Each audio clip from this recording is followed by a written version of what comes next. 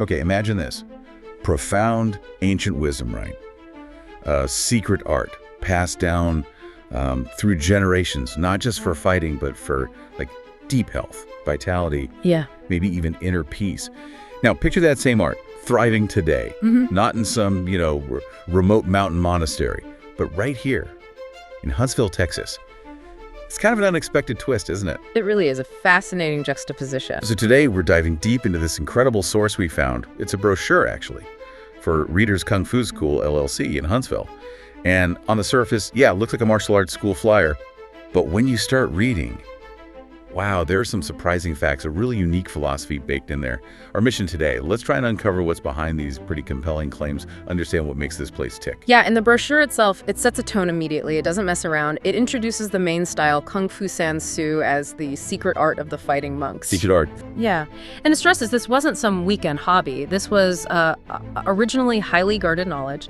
Lives depended on mastering it. I mean, the monks developed it for health and vitality, sure, that's mentioned.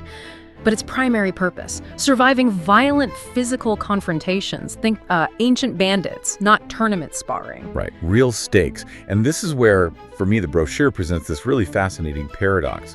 The school's philosophy takes this ancient, intense discipline and kind of twists it or reframes it. It says, bold as anything. It's not for sport, not for show. And we do not teach mean people. Okay, fair enough. But then right after it hits you with this line, we preach nonviolence while practicing extreme violence and developing our mind and bodies for battle in a stress-free environment. Exactly. How does that even compute? Preaching nonviolence while practicing extreme violence. That apparent contradiction, I think it's key. It's not just marketing fluff. It hints at something deeper, like this almost alchemical transformation of that ancient wisdom. It suggests true martial mastery isn't just about being aggressive outwardly. It's maybe about cultivating such deep internal resilience that you don't need conflict, even if you have the ultimate capacity for it. So practical survival skills. Yeah, but delivered with this very mindful, maybe even spiritual approach to inner development in a stress-free place, apparently. It sounds like it demands huge personal dedication from the student, obviously, but also the teacher. And that whole philosophy seems really tied into the school's lineage, right? Sifu Marty J. Reader, the head instructor, he's a master. But his connection to this ancient art, it sounds like quite the story. Oh, it is.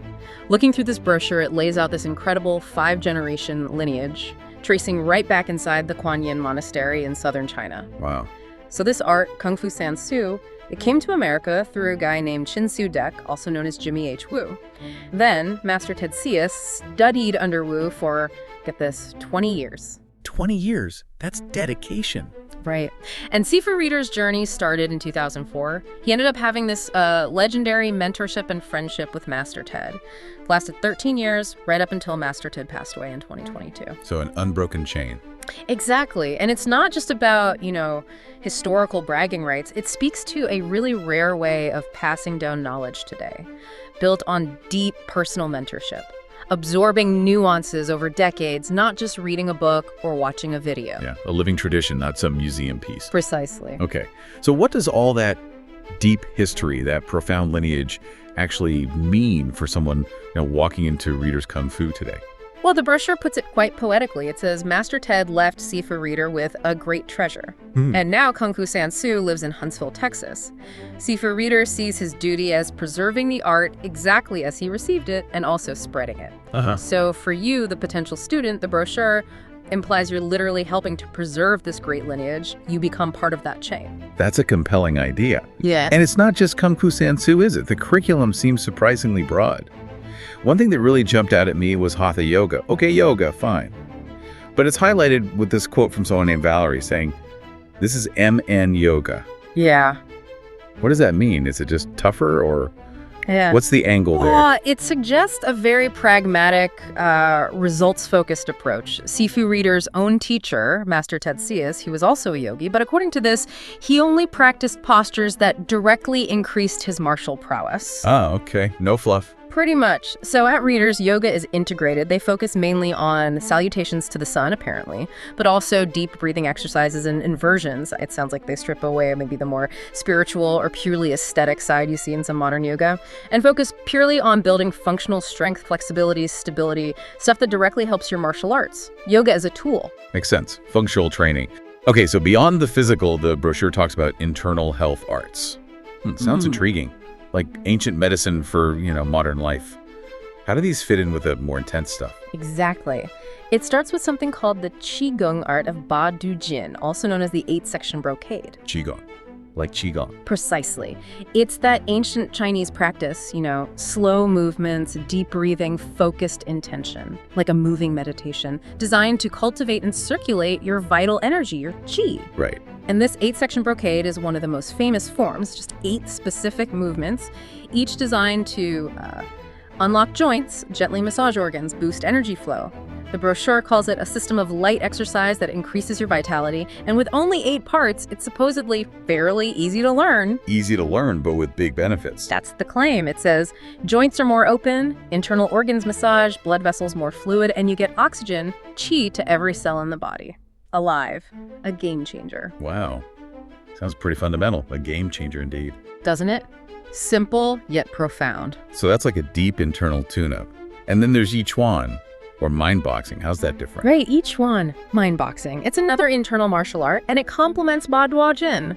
But unlike the flowing moves of Ba Du Jin, Yi Chuan isn't really about throwing punches in the usual sense.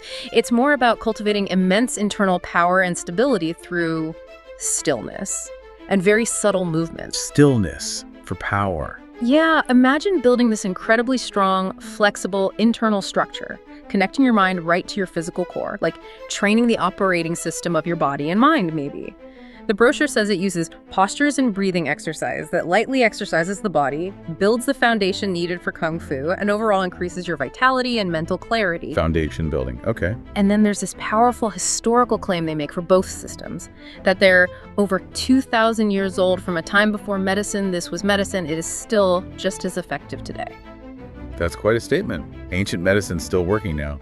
It's compelling, right? Makes you think about what health really means, especially when we're all looking for ways to boost vitality and clarity today. Definitely.